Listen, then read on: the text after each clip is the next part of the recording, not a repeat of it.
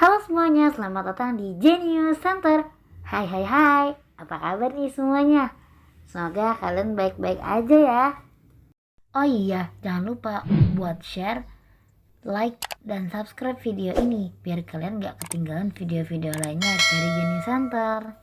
Nah, di episode sebelumnya kan kita udah membahas nih tentang pengertian part of speech, macam-macam part of speech, terus pengertian noun dan pronoun, macam-macam noun dan pronoun, fungsinya dan contoh-contohnya. Nah, di episode kali ini kita bakal membahas tentang adjective, adverb, dan verb. Jadi, satu hal nih yang mau aku tanyain ke kalian. Apakah kalian masih bingung dengan yang dimaksud dengan adjective, adverb, dan verb? Sebenarnya sih emang biasanya pada tahap awal belajar bahasa Inggris itu emang kita bakal merasa kebingungan dengan ketiga hal ini.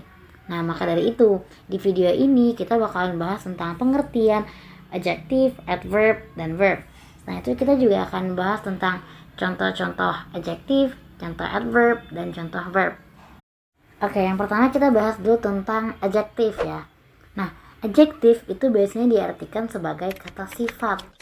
Nah, disebut sebagai kata sifat karena kata sifat itu bekerja untuk menjelaskan, mempertegas, menggambarkan, atau membuat spesifik suatu kata benda. Dalam bahasa Indonesia, adjektif itu dikenal sebagai adjektiva yang digunakan untuk menggambarkan sesuatu. Secara sederhana dapat dikatakan bahwa adjektif secara langsung itu menjelaskan suatu kata benda, seperti contoh-contoh berikut ya. Kayak misalnya nih, big boss.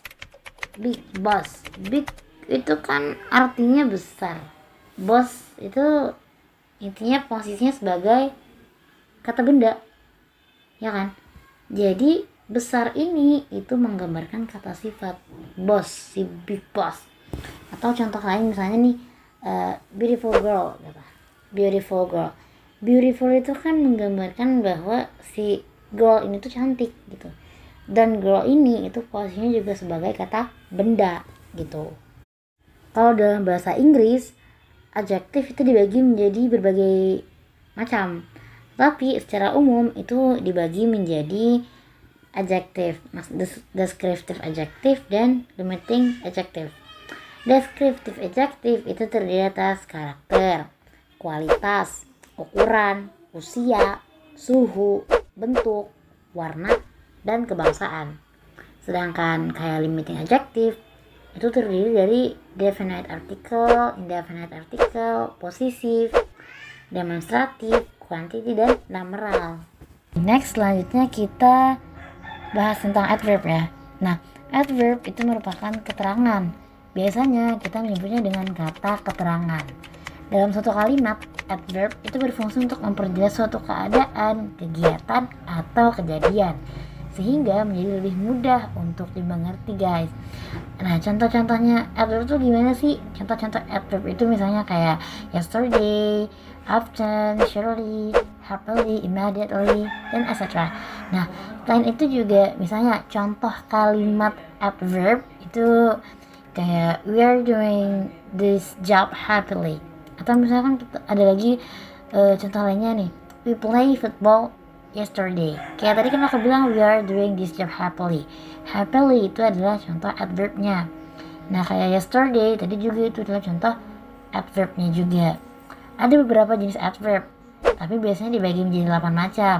Kayak adverb of time, adverb of manner, adverb of frequency, conjunction adverb, interrogative adverb, adverb of degree, adverb of place, dan adverb of certainty.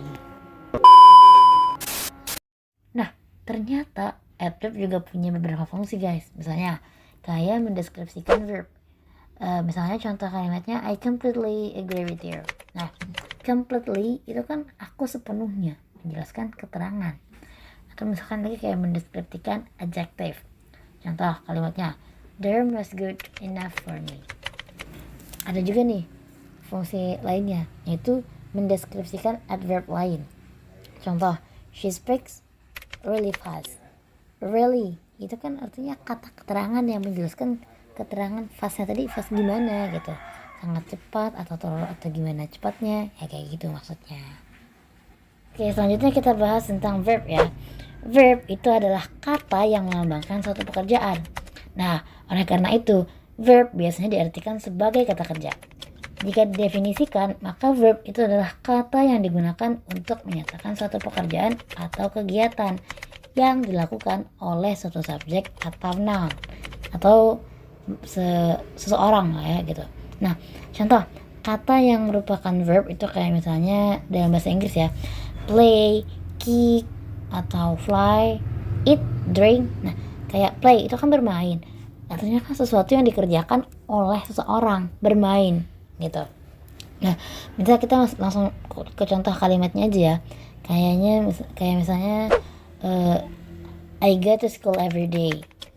I go to school every day. Nah, dari contoh ini nih, kita bisa lihat bahwa verb itu adalah kata kerja yang menyatakan pekerjaan yang dilakukan oleh seseorang. Seseorangnya siapa? Seseorangnya itu ya I. Terus kata kerjanya mana? Go. Itu adalah kata kerjanya. Dan dari contoh ini juga bisa kita lihat nih, kalau misalkan verb itu digunakan setelah subjek. Tunggu. Tapi hal ini itu nggak selalu baku dan dapat berubah-ubah juga. Nah, ada yang perlu kalian ketahui nih guys. Kalau misalkan verb itu ada berbagai macam bentuk. Kayak misalnya verb ing, verb one, verb two, verb three, causative verb, irregular verb, regular verb, dan lain-lainnya. Nah, by the way, udah lama banget nih Miss Jalan nemenin kalian di sini. Jadi cukup sampai di sini dulu ya. See you in the next episode.